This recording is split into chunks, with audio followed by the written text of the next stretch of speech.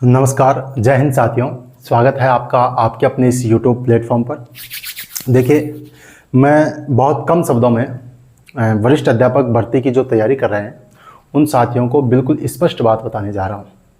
ठीक है, अभी जो RPSC ने जो फर्स्ट ग्रेड स्कूल व्याख्याता के जो पेपर आयोजित करवाए हैं और विशेषकर इसमें जो सामान्य जीके का जो पेपर आया है, ग्रेड फर्स्ट का जो फर्स्ट पेपर है वो काफ़ी कठिन स्तर के पेपर आए हैं। अभी कल का जो ग्रुप ई का जो एग्ज़ाम हुआ है उसमें इतिहास के 15 प्रश्न आए हैं, उनका बेहद उच्च स्तर है। ठीक है, कुछ 2-3 प्रश्नों को छोड़ दे तो बाकी सारे जो क्वेश्चन हैं वो काफ़ी कठिन स्तर के हैं, विशेषकर जीके के पेपर के लिए। हाँ, यदि इतिहास बैकग्राउंड है और इतिहास विषय की परीक्षा है तो अपन कुछ सोच सकते हैं, लेकिन जीके के पेपर में ऐसे प्रश्नों का स्तर होना बिल्कुल चिंतनीय बात है। विद्यार्थियों के लिए, आगामी भर्ती के लिए बिल्कुल सजग होने की बात है और उसी के लिए मैं ये वीडियो आपके लिए बना रहा हूँ साथियों। देखिए, वरिष्ठ अध्यापक में भी आपकी 2 पेपर हैं, फर्स्ट पेपर और सेकंड पेपर, और आपको 40% अंक लाना अनिवार्य है, क्वालिफाई होना अनिवार्य है। ठीक है, जैसे ग्रेड फर्स्ट में कल जो पॉलिटिकल साइंस और संस्कृत के इनके जो विद्यार्थी हैं, कई साथी हैं जो सब्जेक्ट में काफ़ी अच्छा कर रहे हैं, लेकिन जीके के पेपर में क्वालिफाई नहीं हो रहे हैं क्योंकि प्रश्नों का स्तर काफ़ी अच्छा है। न केवल इतिहास, जैसे करंट जीके लें वो भी काफ़ी कठिन है।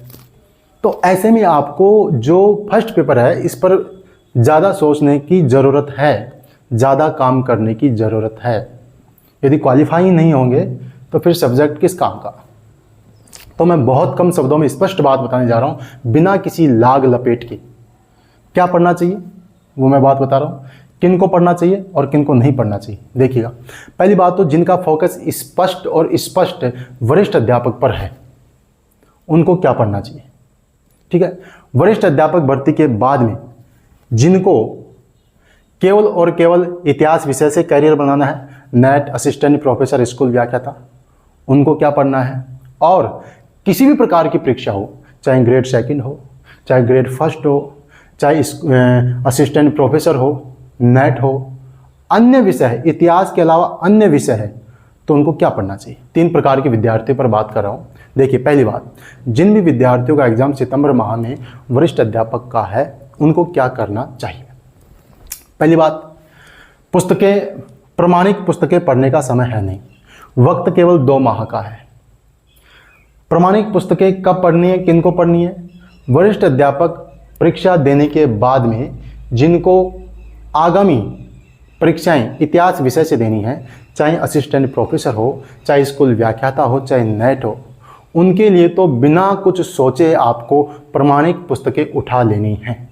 ठीक है, विशेषकर राजस्थान में चाहे आप गोपीनाथ शर्मा के साथ जाएं, चाहे डॉक्टर राघवेंद्र मनोहर राजस्थान के इतिहास ये पुस्तक है इसके साथ जाएं, चाहे आप राजपूताना में राष्ट्रपिता जो एक पुस्तक है, जैसे कल का प्रश्न आए थे, ये हिंदी ग्रंथ अकादमी की ये पुस्तक है।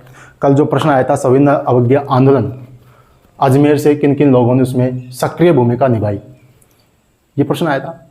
तो ऐसे प्रश्नों के लिए आपको प्रमाणिक पुस्तकों के साथ जाना पड़ेगा। लेकिन जैसे वरिष्ठ अध्यापक की परीक्षा है, इसमें आपको क्या करना है, इसमें आप एक अच्छी गाइड, बेहतरीन गाइड, जिन्होंने संदर्भ पुस्तकों में प्रमाणिक पुस्तकों को प्रयोग में लिया है और जिनको मैं जानता हूं, जो मैंने पढ़ी है उसकी मैं बात करूंगा। हमारे आदरणीय गुरुजी श्रीमान पवन भौरिया जी, उनकी पुस्तक आती है नाथ पब्लिकेशन के द्वारा। ठीक है, उन्होंने संदर्भ पुस्तकों में काफ़ी प्रमाणिक पुस्तकों का प्रयोग किया है और ऑथेंटिक पुस्तकों से फैक्ट उठाए हैं और काफ़ी अच्छा काम किया है। आप जो कल जो एग्ज़ाम हुआ है जिसमें 15 क्वेश्चन आए हैं, इन 15 क्वेश्चनों में से 10 क्वेश्चन आपको उनकी पुस्तक से मिल जाएंगे और पुस्तक बहुत कम है, ज़्यादा नहीं, इतनी मोटी कोई बड़ी पुस्तक नहीं है। देखिएगा, मैं दिखाता हूँ आपको। देखो, ये पुस्तक है राजस्थान का इतिहास, ऐसी ही छोटी सी पुस्तक है और ऐसी ही पुस्तक आती है कला संस्कृति। इस पुस्तक के साथ जा सकते हैं। यदि आप इतिहास विषय से नहीं हैं और अब इतिहास विषय से हैं तो भी यदि वरिष्ठ अध्यापक की ही तैयारी कर रहे हैं तो आप इस पुस्तक के साथ जा सकते हैं, लेकिन इसकी लाइन टू लाइन आपको अच्छे से पढ़नी है, अच्छे से याद करना है, ऑब्जेक्टिव प्रश्नों का भी अभ्यास करना है। अब ये पुस्तक लें, नाथ पब्लिकेशन ले ली आपने, अपने सिलेबस के अकॉर्डिंग उन टॉपिक का चुनाव कर लें जो आपके पाठ्यक्रम में है और फिर उनको इस गाइड से आप पढ़ लें। मुझे विश्वास है, उम्मीद है हमारे गुरुजी पर भी कि उनकी इस पुस्तक से आपको अवश्य सफलता मिलेगी, यानी कि आप अच्छा करेंगे जीके के पेपर में। ठीक है। इसके अलावा वरिष्ठ अध्यापक के बाद में जिनको इतिहास विषय से ही कैरियर बनाना है, उनको मैंने आपको बता दिया, आपको प्रमाणिक पुस्तकों के साथ जाना ही जाना चाहिए।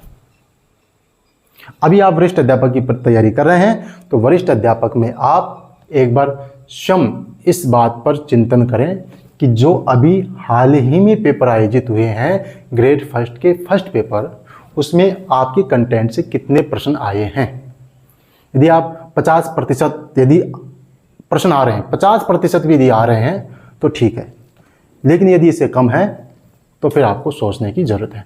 आपको इस गाइड के साथ जाना चाहिए बिना किसी समय को गंवाए। ठीक है साथियों, वक्त है अभी, और मुझे राहत इंदौरी साहब को शेर भी याद आ रहा है कि तूफानों से आंख मिलाओ, सैलाबों पर वार करो, मल्लाहों का चक्कर छोड़ो, तैर कर दरिया पार करो। आपने जो पढ़ा है, जहाँ से पढ़ा है, एक बार उस पर चिंतन अवश्य करें, क्या वो कंटेंट पर्याप्त है, और उसके बाद में अपनी रणनीति बनाएं और स्मार्ट तरीके से काम करें।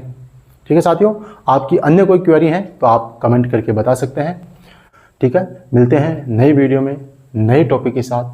तब तक के लिए जय हिंद, जय भारत।